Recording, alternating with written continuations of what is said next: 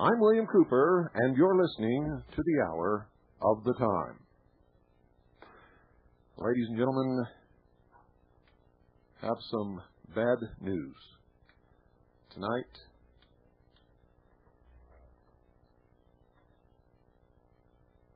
apparently we're not on.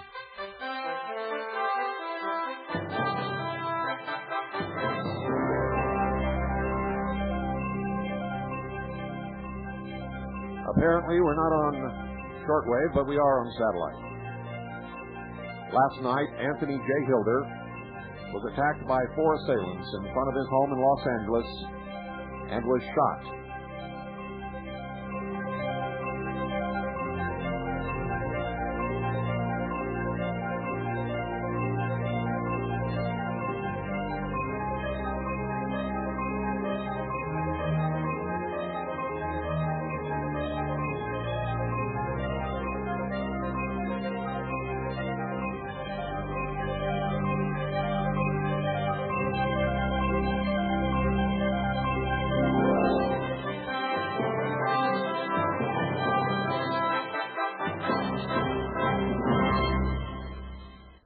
Yes, folks, last night, Anthony J. Hilder was attacked in front of his home in Los Angeles and was shot in the stomach.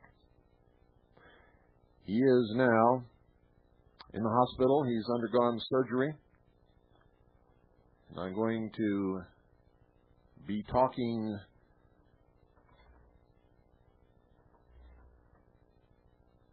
about Anthony, about our friendship, about a lot of other things. So, don't go away. All the music you're going to hear tonight was produced, written, performed by Anthony J. Hilder and, of course, Evan Sweetwater.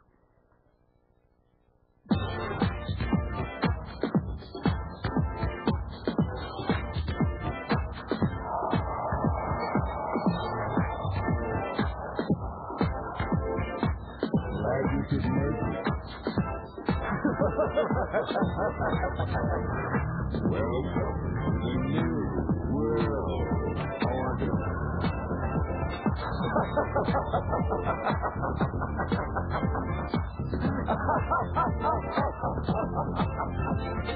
Never in human history has so few taken so much from so many as America's Illuminati and their warlords of Wall Street and Washington. In just 8 years, these banksters and international government gangsters took it from the greatest creditor nation to the largest debtor nation on earth.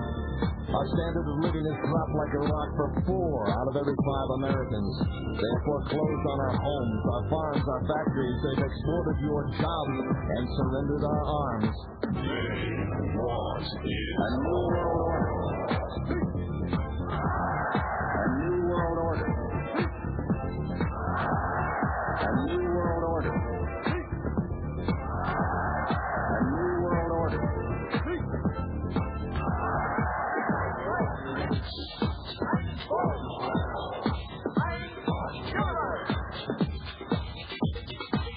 The Illuminati wants you to be a slave from birth to grave.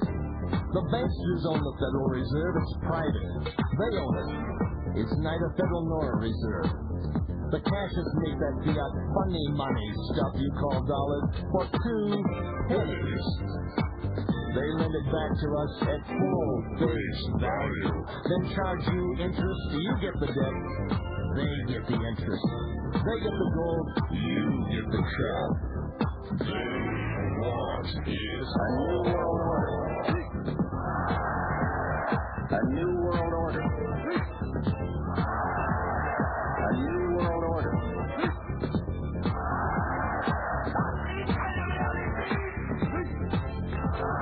It is a big idea.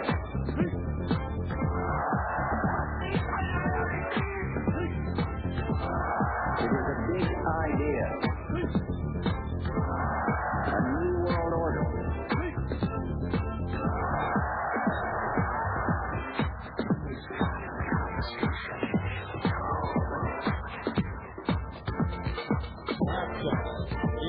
Chapter illuminati 1994.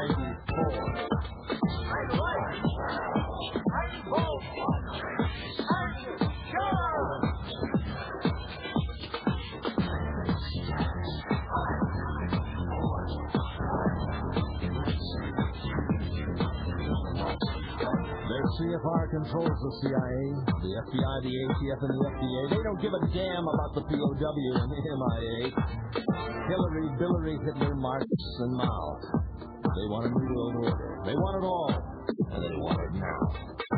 This Illuminati imports the dope. They create the chaos, string us out, crush our hope. They created AIDS. It's their designer disease to bring you down, to grovel on your knees. They want to vaccinate your child and give them the mark. They want to illuminate you and keep you in the dark. They want you to pay for it with plastic, surrender your soul. They want you under their thumb, under their control. What is a new world order? A new world order.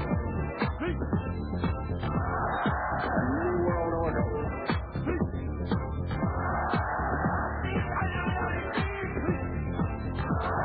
It is a big idea. Rule the nation.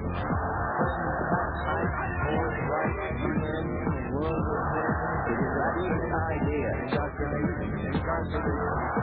new world order. A new world order. The people on the ground want a new world order. A new world order. New world order.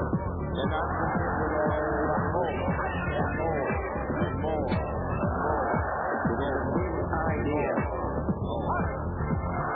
A new world order. It is a big idea. A new world order. A new world order. Ladies and gentlemen, I don't know about you, but I've known Anthony J. Hilder for a long time. And I know him to be an honest man who cares about the country. He's a little sensational at times, but he's been in radio for many years, and that was his life. He's a showman. And he's not on radio an awful lot nowadays because of the subjects that he deals with. It's the same reason why you can't dial me in on your local AM station. People who tell the truth aren't too popular. Wasn't too long ago, Anthony got on a network, not a large network, but a network nonetheless, doing at least 3 hours a day on small stations across the country. Last night he was attacked by 4 assailants and shot in the stomach. I talked to him just a little while ago. In fact, I was supposed to be a guest on his radio broadcast today, and they told me his condition was serious, that he'd just come out of surgery to try to remove the bullet, which they were not able to do, and that he was beside himself worrying because he had to do his show because I was going to be the guest. So I wasn't here, by the way, ladies and gentlemen, when I discovered all of this. I had Annie call and assure him that I was not going to be his guest so that he could relax. Because I knew that Anthony would do his show anyway, and he did. heavily sedated on morphine because a stomach wound is probably the most painful and most dangerous wound that you can incur besides a direct shot to the brain. He did a 3-hour radio broadcast today, and that should tell you something of the quality of this man. Because I had declined to be his guest, he was able to relax in his bed and leisurely do his show by telephone, and it did not seriously threaten his health. Now, folks, I'm no big-time fellow when it comes to Anthony J. Hilder. The reason that he was so distraught and nervous, he was afraid he wasn't going to be able to do the show, and he'd scheduled me as his guest, and I'm a good friend. And I'm also one of the leading warriors on the forefront of the battle against those who would destroy liberty, right along with Anthony and many others. And he has a great deal of respect, and we have a mutual, very deep understanding about what this is all for. And that's really why he was worried. Not because I'm some great star, but because of what we're mutually involved in and because of how important it is to both of us to succeed. I remember the first time I met Anthony J. Hilder. It wasn't in person, it was on the telephone, as a matter of fact. He called me and wanted me to be a guest on his broadcast, Radio Free America, which he did in Alaska.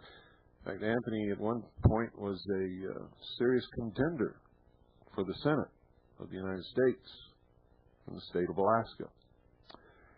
He was quite the political kingmaker up there. And if you didn't have the approval of Anthony J. Hilder on his radio broadcast, you didn't have much of a chance to get elected at one time. He eventually became so controversial that he lost that broadcast, as all of us always do when we're in a commercial media. You see, Americans like to talk about free speech, and they like to talk about truth, but when it comes right down to it, they really would rather not. And that's the truth, and that's the truth of the whole country, really. If you turn on your radio stations and you listen to the drivel, if you listen to people like Rush, who spends all day and doing nothing but call the president names, and others who just endlessly ramble on about nonsense, you'll find out that it's true. Are people who have one guest one week who tells you one thing and that host is right along with the guest? Oh, yeah, I've studied that, and I found out that that's just exactly the way it is, and lo and behold, 3 or 4 weeks later, they've got a guest that propounds the exact opposite point of view, and the host says, oh, yeah, I've studied that, and you're right. And the end result of that is the people listening are just spun continually around in circles in cul-de-sacs and the little eddies at the side of the river, and they never really get into the main current and go anywhere. Well, Anthony J. Hilder doesn't do that. He's an in-your-face kind of guy, just like I am. Always has been. I talked to him on the telephone that first time and was a little taken aback because he used all these strange words I'd never heard before, like social illusion and evilarchy and warriors of Wall Street. And he's a great man for coining phrases. And if you've ever listened to his broadcast, he just continually comes out with these phrases that he coins on the spot that absolutely suit the requirement perfectly. And he wanted me to be a guest in his show, and at that time, nobody had ever heard of me. And he was a little adamant about what he wanted to talk about and the kind of response that he wanted from me. And I agreed to go on his broadcast and actually did quite a few with him. And I never could quite get a grasp on what we were doing or talking about because Anthony has so many things to talk about that he flips from subject to subject, and he asks you questions about one thing, and when you're halfway through sort of expounding with your answer, thinking that you've got all kinds of time, he'll change the subject completely and ask you another question, come right out of left field. Well, I finally figured it out and learned how to shorten my answers so that I could answer the question before he changed the subject. And Anthony didn't do that to confuse the issue or to confuse his listeners. He's just always felt that there's so much that needs to be talked about, and there's so many things that people have to understand that he tries to get it all in every broadcast because he cares so deeply about each and every one of you. In fact, I'll tell you how much he cares. When the world found out that he was in the hospital and that he'd been shot in the gut, which is a terrible, terrible place to be injured. Slightest infection can result in death. It's the most painful wound that anyone can suffer. And I'm not saying this because I know anything about it because I've ever been shot in the stomach. No, but I did fight in a war. And I went through, I don't know how many first aid classes and battlefield dressing classes, and I don't know how many people I helped to dress their wounds and comfort them who had been shot in the stomach. So I have a little bit of knowledge, but not firsthand, about those things. Anyway, when the world found out that he had been shot and was in the hospital, there was a great scramble all over the country to find out which hospital he was in. And then, of course, well-meaning but not thinking, everyone has to call and talk to Anthony. Well, Anthony's in great pain, folks. And he's heavily sedated with morphine. So if you do get to talk to him, if you call, which you should not at this time, give him a few days to relax, to rest and to recover, at least somewhat. Don't be surprised if he says something completely out of left field, because number one, that's Anthony J. Hilder, and number two, that's what morphine does to people.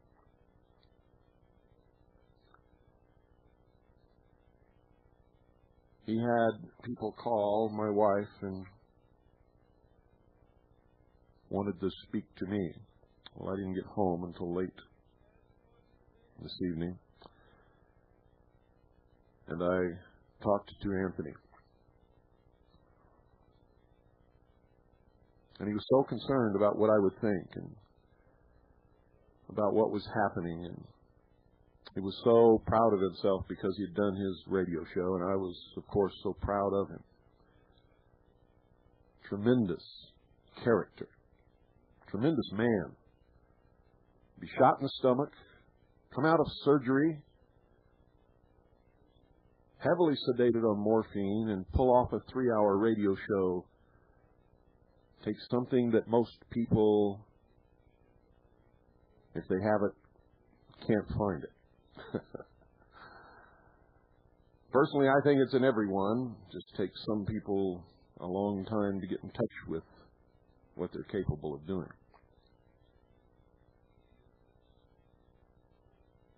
And that goes for thinking and using your brain. I think everyone has the same exact capabilities. Just some discover how to do it and get in touch with their strength, and others, for some reason, do not. Sometimes never do. Some people ultimately do, but it takes longer than others. Some people seem to be born with it. I can't really figure that out because it seems to be a product of experience and hardship and trial. Severe trial. That's what Anthony's undergoing now. I told him to ignore the telephone and don't allow visitors for a couple of days and just rest. He said, I can't. I said, what do you mean you can't? You've been shot in the stomach. You did a 3-hour broadcast today. I mean, you should just be glowing in your success so far. Because Anthony and I tend to look at things from the positive point of view rather than the negative. Everybody else would be wailing and crying. We celebrate the fact that he's not dead, that he came through the surgery, that he had the guts and the fortitude, and the intelligence to peer through the fog of the morphine and do a radio broadcast for 3 hours. To me, that's all positive. That's all good. He said, I can't. What do you mean you can't? You deserve a rest. Tell the nurse to close the door, unplug the telephone, and go to sleep, my friend. Bill, I can't.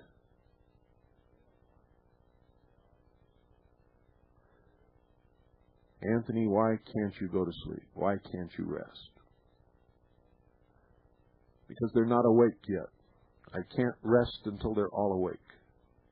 I know what's coming and you know what's coming, and I just can't rest. And then, of course, I understood. Because I don't rest too well either. In fact, before I did this broadcast, I was trying to catch a little sleep because I haven't had any in the last 3 days. Literally, haven't had any in the last 3 days. I've been working around the clock. Because we really don't have any time left. And some of us do know what is coming. And even if we were coming from a purely selfish point of view, we can't survive without the help of everyone else. All of you. So we must continue and we must work. Anthony cannot rest. I'm not going to tell you what hospital he's in tonight because I don't want anybody else calling him. And you can call me whatever you want. You can say that that's selfish if you want and that you have a right to call him if you want. But pardon me, I just don't think so. I think he needs to rest. Tomorrow night I will tell you the name of the hospital where you can send flowers if you wish. And I sincerely hope that all of you will, because Anthony has been working at this for many, many years. Not too long ago, I played the 3-part series of the Illuminati, narrated by Myron Fagan. Myron Fagan was a hospital, you can tell what I've got on my mind. Myron Fagan was a Hollywood mogul. He was a bigwig in Hollywood. He knew all the big people and all the studios, and he was deeply involved in making movies, and he did all that wonderful research. And of course, Anthony helped and contributed what he knew. He wrote the Illuminati. Anthony produced it on 3 long-playing record albums, 3 LPs. And I know a lot of you who listened to that thought that that was brand new. But it wasn't. You see, the Illuminati was produced by Anthony J. Hilder and narrated by Myron Fagan way back in 1966. How about them apples? It's 30 years old, ladies and gentlemen. 30 years old. And it's right on top of it. Some of you may have guessed because of the content and the discussion which purported to be current events, but which were in fact over 30 years old. But I know that some of you thought that that was current. A lot of the information pertains, factual, cannot be disputed by anyone, proves itself. in even the most basic research. Some of it may never be proven. And Myron Fagan, of course, put it all together through people that he knows who are involved in all of these things. And sometimes that's the way it comes to me. You see, our enemies are arrogant beyond belief. I've actually sat down with some people whose names you would all recognize, and they have just flat told me the truth. Stating that if I used their names, they would just deny it, and of course that would make me look like an idiot. And chuckling that no one would ever believe it anyway.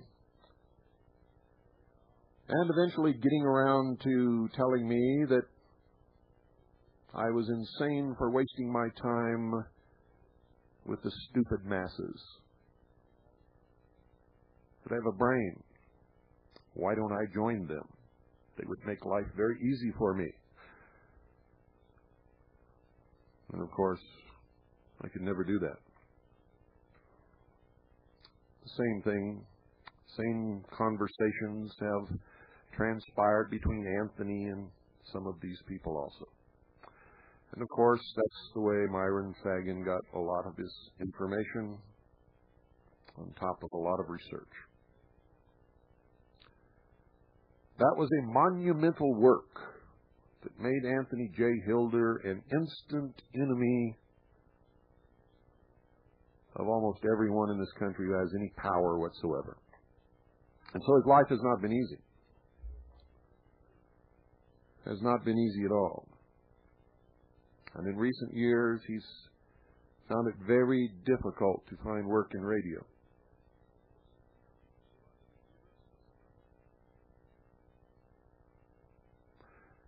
In fact, to tell you the truth, he's found it difficult to find work at all. So the fact that he's on radio now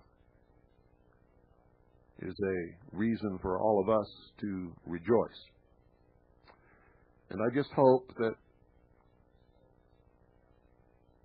his condition doesn't cause him to lose the ability to do that broadcast, because it would be a great loss for all of us. And especially for so many people who have no idea what is happening, and who is in one of the small cities where one of these small radio stations broadcasts his program. He's only been on for a short time on this small network, and he's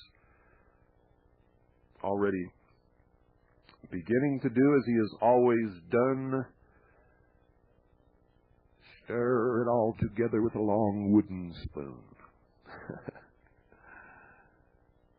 The establishment would tell you, don't stir the beans, you'll get the burnt part off the bottom and we'll all be eating it. And Anthony says, screw you, I'm stirring the beans. And that's what he does very well. And so people are beginning to ask questions, and in these little towns, controversy is arising, and people are calling in who have never called radio shows before. And I'll be back to talk some more about my dear friend, Anthony J. Hilder.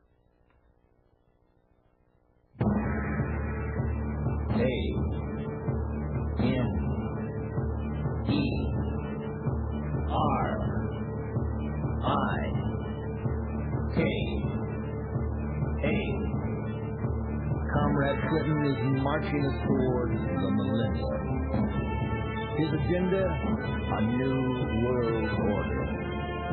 He intends to foreclose upon the people and the property of the United States of America.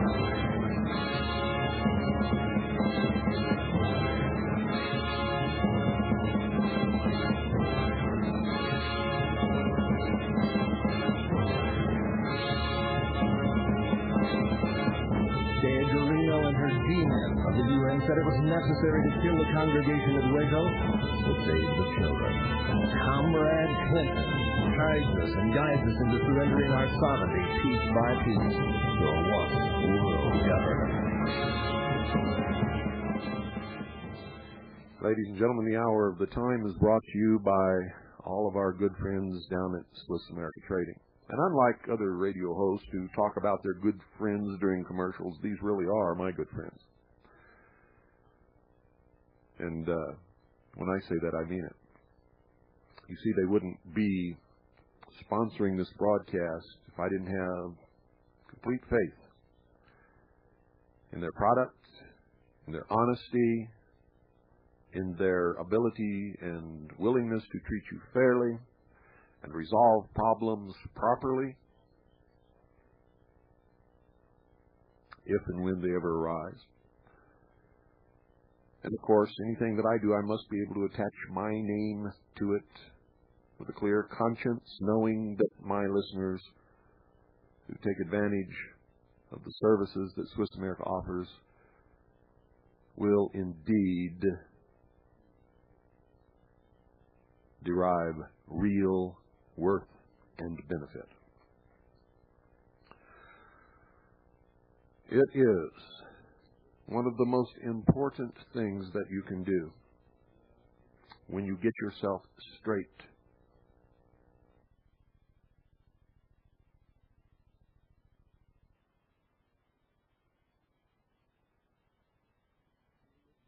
Stock market are buying a coin because in 6 months it's going to appreciate 30% and you're going to make money on it. That's not what I'm talking about. So if you want to talk about those things, you got to get with somebody who understands numismatics, and you got to be into numismatics, and you got to know what you're talking about. You got to know that the person you're talking to knows what they're talking about, and you've got to be willing to take a chance. And over the short run, it is, and always has been, as a matter of fact, when there are people who collect coins, who are willing to pay prices for those coins, which get scarcer and scarcer every year as the base of numbers of collectors grows every year, you can make a good appreciation upon an investment in numismatics, for an investment on a short term, in order to acquire more capital to buy what you really need, real money. But whether or not you engage in that kind of activity is up to you. What I recommend is that you have your assets covered by real money. Real money is defined in the Constitution as, in Article 1, Section 8, no state shall tender in payment of debts anything other than gold or silver coin.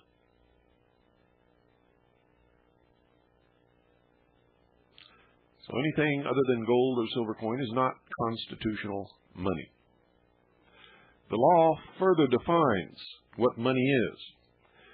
It is a specific weight of measurement and purity of silver coin. And when you have this exact specified weight and purity of silver minted in a coin, it is called a dollar. Anything else cannot be called a dollar. It also says that an equivalent value in gold coin is real money. But the basis of our money is a silver coin. It can also be an equivalent value in gold coin, but it must meet the exact requirements of the law.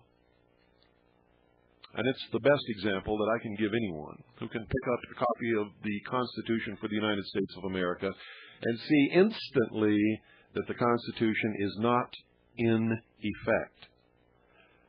Those who set out to destroy the sovereignty of this nation and its economic base, what has allowed us to prosper over all other nations. These people are so arrogant, ladies and gentlemen, that they just flaunt it, openly declare themselves criminals by debasing our coinage without even changing the law to make it legal. They just do it, as they do so many other things. As they rip you off every year with the graduated income tax. which, by the way, is one of the planks of the Communist Manifesto, the method whereby the middle class is eventually, over a long period of time, impoverished and eliminated. It's the whole purpose of it. Did you know, according to my research into Title 26, United States Code, and 26 Code of Federal Regulations, you don't have to keep records unless the district director of Internal Revenue serves you a notice that you have to keep records. The purpose of serving you the notice to keep records is so that he can examine those records and determine if you are required to file a return. And once you file a return, if and only if, and you are only required to file a return, if you have been noticed by the district director once your records have been examined that you were noticed to keep for that examination, only then do you have to file a return. And then only if that return has been filed will you have to pay income tax based upon the examination of the return by the district of director and the findings that you do indeed have to pay an income tax depending upon your status and whether or not you have income from certain activities described in the law. We've all been scammed, folks. And it's all going to come down around our ears. And this next issue of Veritas might bring it down around our ears because it's going to finally tell the truth about the lie and the real status of the pure trusts administered by the Secretary of the Treasury, whose beneficiaries have never been revealed, the settler of which has never been revealed, of the Internal Revenue Service and the Bureau of Alcohol, Tobacco, and Firearms, which, ladies and gentlemen, turn out to be exactly the same organization. So call Swiss America Trading and start getting yourself ready now, because when it all comes down, if you don't have some real money, you're not going to make it through the chaos that's going to follow. 1-800-289-2646. Do it now. You'll be glad you did. That's 1-800-289-2646.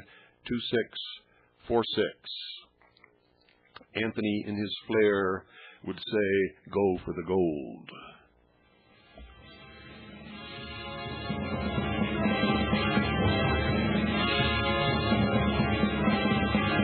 What's happened to you, America?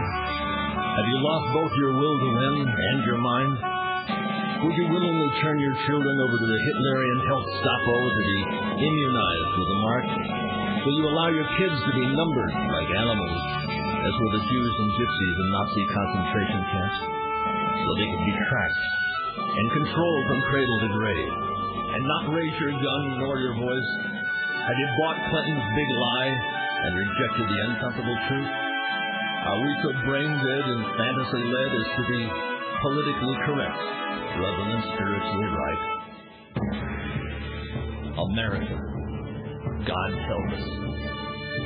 Haven't you learned? The earth was betrayed 2,000 years before. It was the world's greatest loss. When they raised their liberal hammer and nailed him to the cross.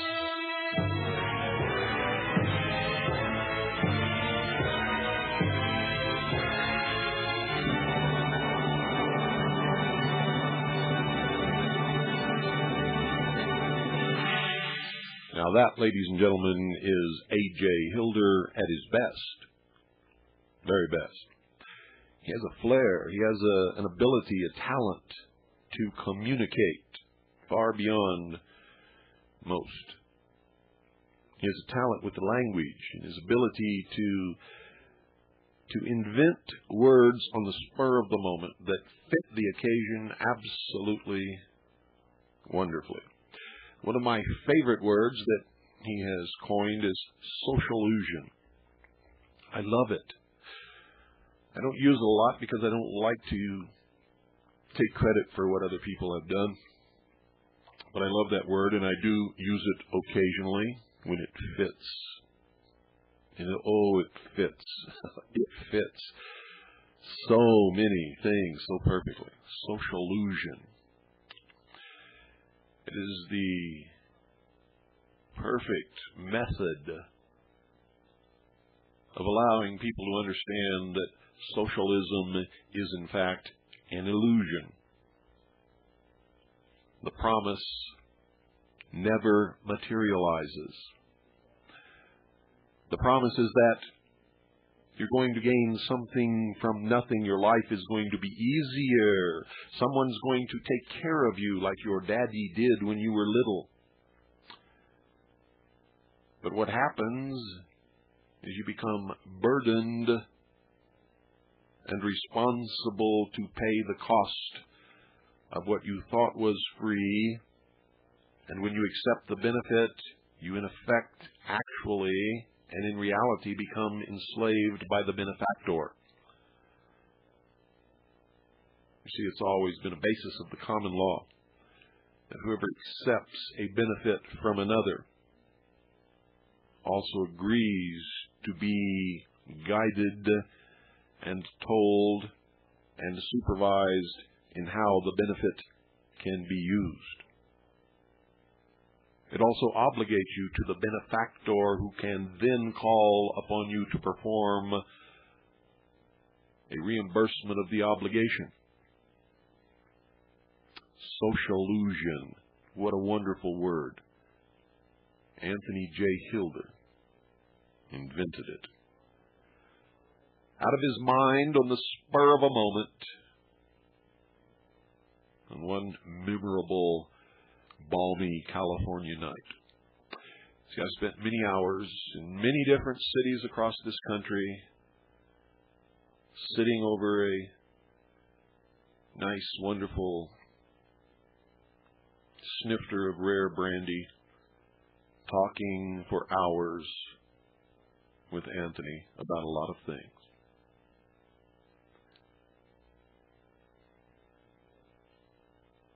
You see, because he has appeared on the rostrum on many stages and events and gatherings of people with me.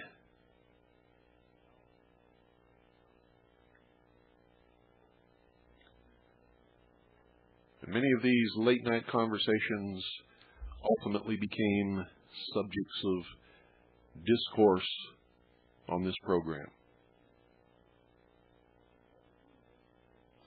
I can never be an Anthony J. Hilder. I'm not that flamboyant, and I don't have that sense of sensationalism that he has, that he brings across. I mean, when he comes on the air, if you've never heard Anthony J. Hilder before, instantly, within just a few seconds, he will have you listening intently, sitting up on the edge of your chair, wondering what he's going to say next. Forcing the wheels in your mind to turn and the gears to mesh together and make connections that never had been made before. And of course, like anyone who tells the truth, and especially anyone who tells the truth through sensationalism, he will make you angry. You'll want to reach up and strangle the radio. He's had that effect upon me a couple of times. I've actually yelled at my radio, "Anthony, don't do that. You're turning off your audience." But he did it anyway. And the controversy rages because of it. And every time I've said, "Anthony, don't do that," screamed at the radio, I was always wrong. So I don't do that anymore. I do it here. I have the sense of what my audience will accept and what they will not. And since my goal is to educate, Those who will be educated, I aim my broadcast at them. Those who will not, I just flatly don't care about. That's the way I do it.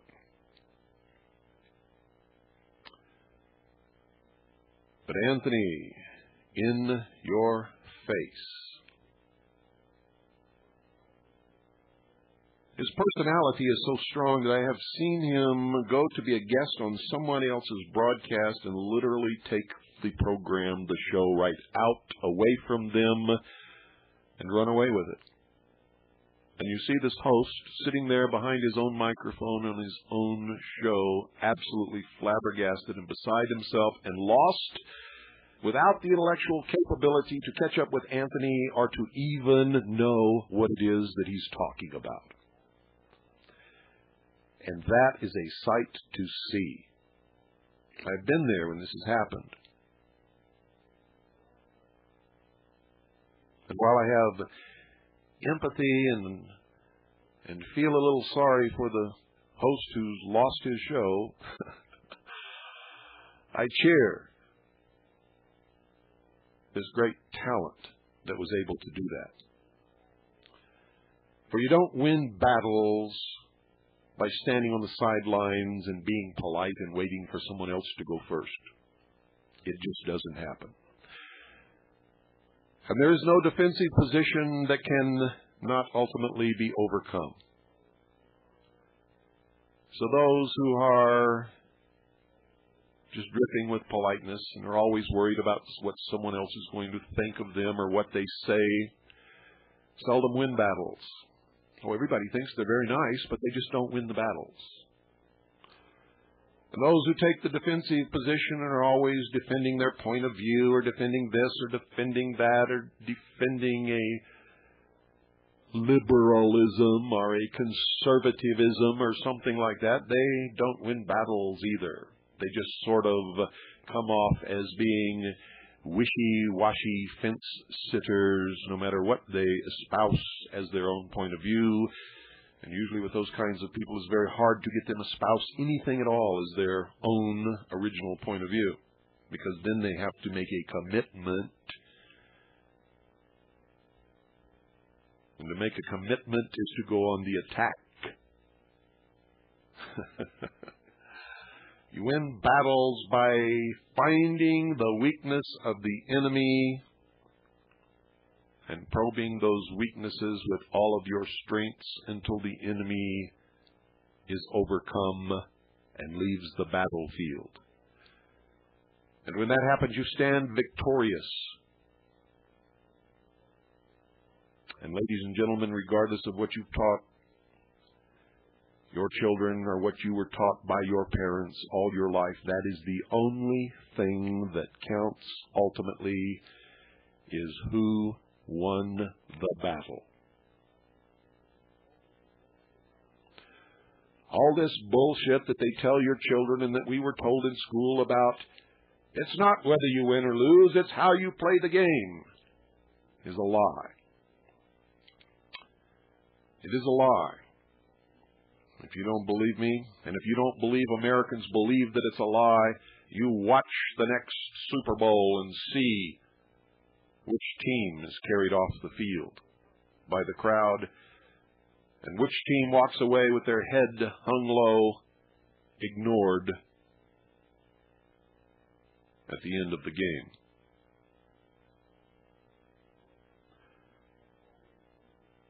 Americans have always understood this fact up until recent years.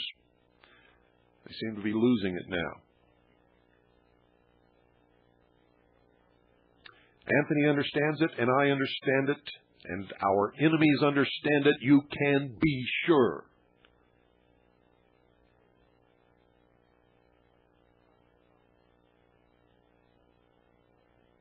Anthony will fight this battle until he's dead. The wound that he has suffered, while the doctors say that he has a good chance for a good recovery at this moment, I happen to know that stomach wounds can turn at any moment.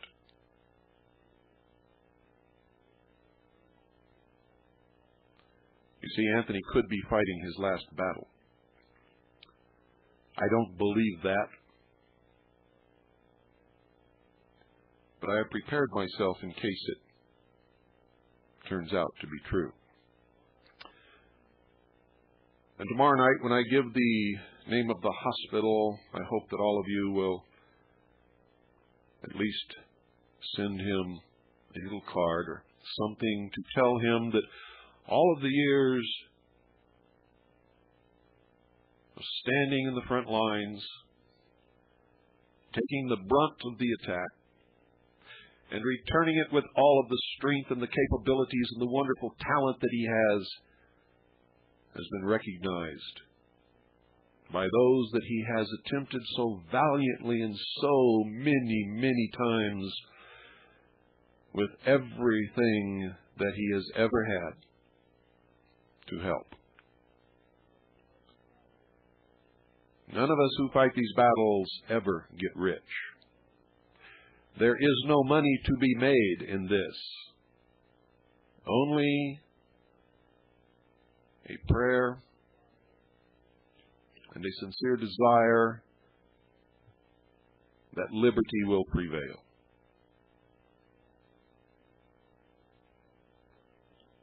If you want to get rich, you tell people what they want to hear, never what they don't want to hear. Anthony barely makes it from week to week and month to month.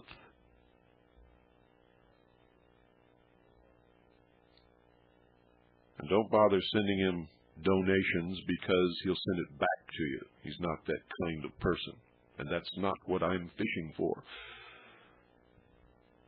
I'm fishing for your recognition. If you have not recognized it upon your own, that Anthony J. Hilder is indeed an American hero. Not because he stood on some foreign soil and deluded himself that he was fighting in defense of the Constitution because his country sent him there, but because he stands upon American soil. And when everyone else is afraid to stand up and fight for liberty because it is dangerous, he has never failed to do it. He's not just my friend, he's my dear friend.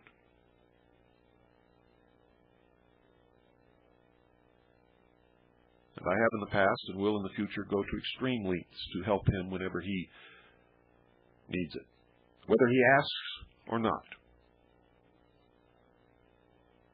I would not trade one of the conversations that I've had with Anthony J. Hilder at any time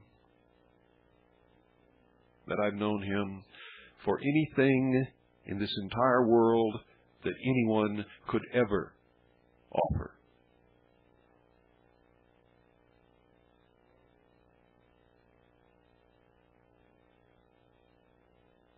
He's a gentleman, too. He's extremely kind to everyone that he meets.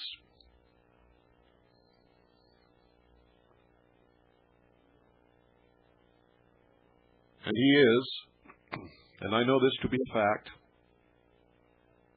prepared if he has to die in defense of the Constitution, the Bill of Rights, and the liberty that it guarantees.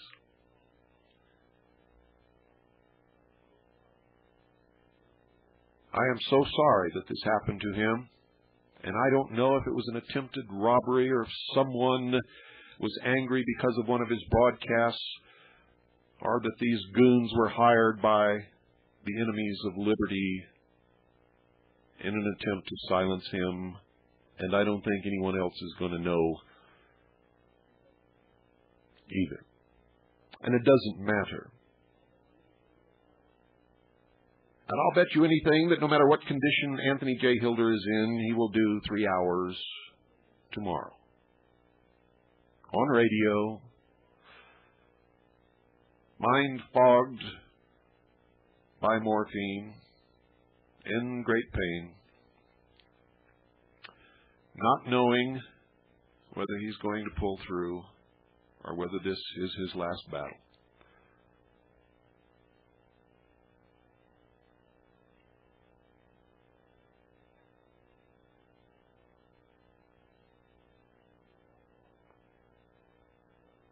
So I thought that whether he recovers or whether he does not recover, and for some strange reason, you all needed to know these things.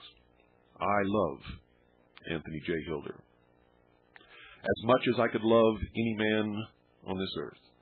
He is my brother. Good night, ladies and gentlemen, and God bless each and every single one of you. And from Anthony, so that he can rest, please wake up.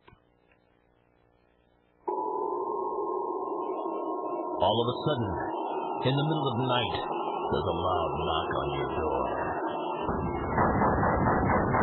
Behind, something's not right. Throw out your arms. Step well past. We're here from the government. We're here to help you. And I'm from the IRS with a power to tax. If you've got a complaint, send us a fax. Get out of this house. Serve your guns. Give me your gold. You better obey if you want to go. Now seduce them and do what you're told.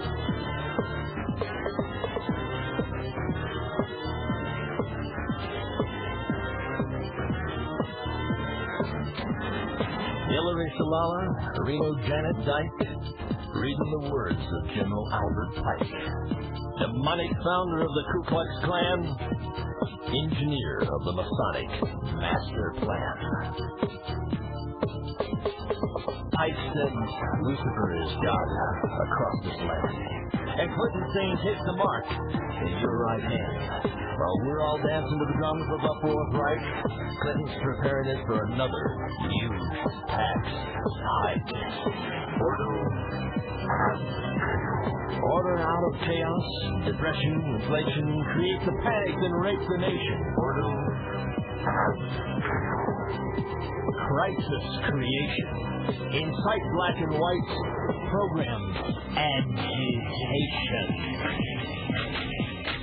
Don't resist! You're surrounded! By the UN in white and brown, the ATF, the men in black, from the one world order. But it's not new. Iron Mountain, computer beasts, and cattle mutilations. Black projects, UFOs, and weird genetic combinations. The Nazi doctors didn't die? Come on, get hip. They came here with the OSS through Operation Paperclip. National ID? Debit card?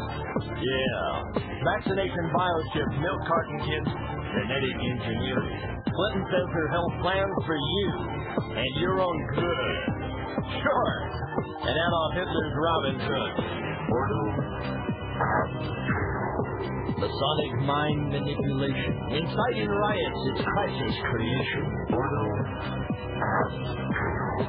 Biochip implantation. Vaccinate your kid for UN identification. This is a test for all of us. So I have today just one simple request. A comprehensive package of healthcare benefits that's always there and can never be taken away. Atmospheric. Social illusion.